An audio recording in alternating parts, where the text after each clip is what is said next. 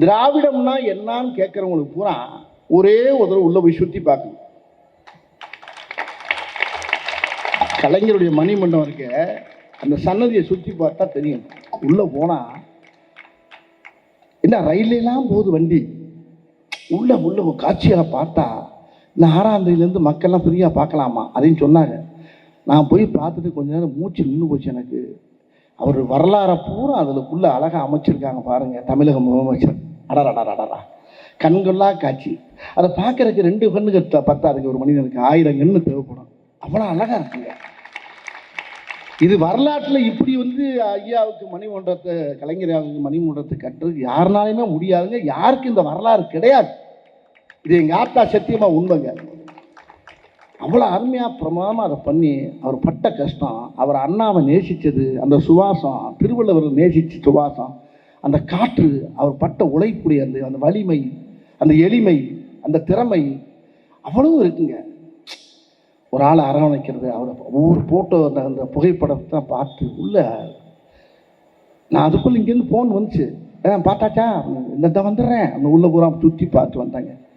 இன்னைக்கு இந்த மேடையில் ஐயாவுடைய தமிழக முதல்வருடைய இந்த நலத்திட்ட உதவிக்கு என்னை அழைச்ச எங்களுடைய அன்பு அண்ணன்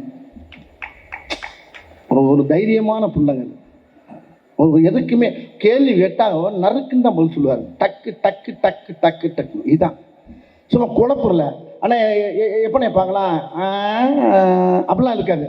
சாயங்காலம் 6 மணிக்கு இவ்வளோதான் பட்டு பட்டு பட்டு பட்டு பேசக்கூடிய சேகர்பாபு அண்ணன் இந்த அறநிலைத்துறைக்கு இவர் கிடைச்ச ஒரு பெரிய பொக்கிஷம்.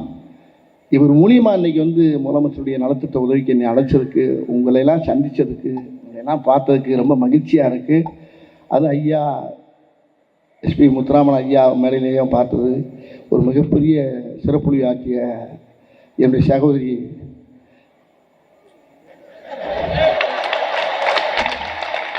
சுல்தான் அவர்களுக்கும் அங்கே கூட ஜர்க்கிலே இருக்குது.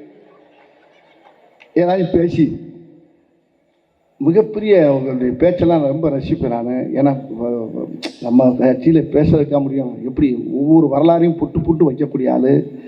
அப்படிப்பட்ட எல்லாரையும் உங்களை சந்தித்தது, இங்கே இருக்க மக்களை பூரா சந்தித்தது பெருமையாக இருக்குது. இந்த இரவு எனக்கு பெரிய ஒரு நட்சத்திர உறவு மாதிரியே இருக்குது எனக்கு. ஐயா பல்லாண்டு தமிழக முதலமைச்சர் நீடோடி வாழணும். அவருடைய பிள்ளை இருக்க பாருங்க, மாமன்னன் சொன்னாங்களே, அருமை அண்ணன், அருமை சகோதரி விளையாட்டுத்துறை அமைச்சர் உதயநிதி. அது விளையாட்டு பிள்ளையாக இருந்தாலும், அது விளையாட்டாக இருந்தாலும் அலாட்டாக இருக்கும். ரொம்ப ரொம்ப பயங்கரமான ஆள். அவர்கிட்டெல்லாம் பேசியெல்லாம் தப்பிக்க முடியாது. அவன் 1000 பேச்சு பேசியா ஒரே வார்த்தையில் ஒரு பதில் சுட்டி போயிடுவார். அவ்வளோ தைரியசாலி அவர் இன்னைக்கு இளைஞர்களுக்கெல்லாம் பெரிய ஒரு இதாக கிடச்சிருக்காரு. அதே மாதிரி தமிழக முதலமைச்சர் அவர் சும்மாலாம் இந்த பதவியில் உட்காரல. அவர் ஐயா எஸ்பி ஐயா சொன்ன மாதிரி உடம்புல வடுவுகள் 10 நாளில் ஜெயிலுக்கு கொண்டு போய் சித்திரை பண்ணி மிஷாவில் போட்டு கசக்கி பிழிஞ்சு தான் வெளியே வந்தார். அப்படி கஷ்டப்பட்டு உழைச்சவர் தான் இன்றைக்கி நம்ம தமிழ்நாட்டுக்கு முதலமைச்சராக இருக்கார். அவருக்கு தோல்வியே வராதுங்க. நீங்கள் அவர் எப்பயுமே அவர் வெற்றி முகத்தை தான் நம்ம பார்ப்போமே தவிர தோல்வி முகத்தை நம்ம பார்க்க மாட்டோம், பார்க்க முடியாது. அந்த அளவுக்கு மக்கள் மத்தியில் ஒரு சிறப்பான ஒரு முதலமைச்சர் நம்மளுக்கு கிடைச்சிருக்காரு. அவர் நீடோடி பல்லாண்டு வாழணும்னு என்னுடைய குலதெய்வ ஐயனாரை நான் வேண்டிக்கிறேன். எல்லாருக்கும் வணக்கம். உங்களை சந்திச்சதுக்கு ரொம்ப நன்றி.